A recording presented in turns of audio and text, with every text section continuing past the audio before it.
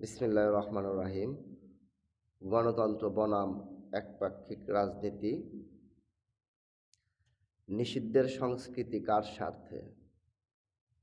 একটি আদর্শ বা রাজনৈতিক দলকে নিষিদ্ধ করার অর্থ কেবল একটি নাম মুছে ফেলা নয়, বরং দেশের একটি বিশাল জনগোষ্ঠীর রাজনৈতিক অধিকার ও মত প্রকাশের পথ রুদ্ধ করা।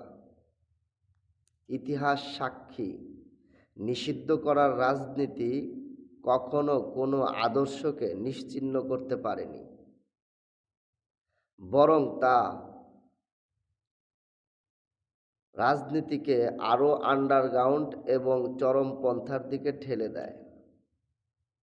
যখন কোনো বৃহত্তর রাজনৈতিক শক্তি মাঠের বাইরে রাখার চেষ্টা করা হয়, তখন রাষ্ট্রীয় কাঠামো ভারসাম্য হারায়। এটি কেবল একটি দলের ক্ষতি নয়, বরং পুরো গণতান্ত্রিক ব্যবস্থার দীর্ঘমেয়াদী পতন।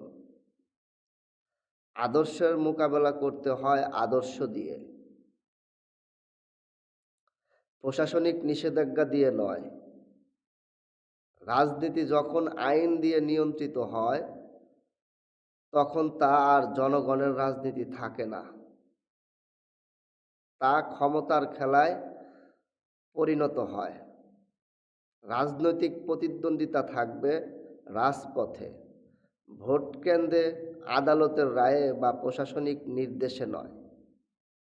আসুন সুস্থ ও অন্তর্ভুক্তিমূলক রাজনীতির চর্চা করি, কারণ বর্জন নয়, বিবর্তনই গণতন্ত্রের সৌন্দর্য। ধন্যবাদ সবাইকে।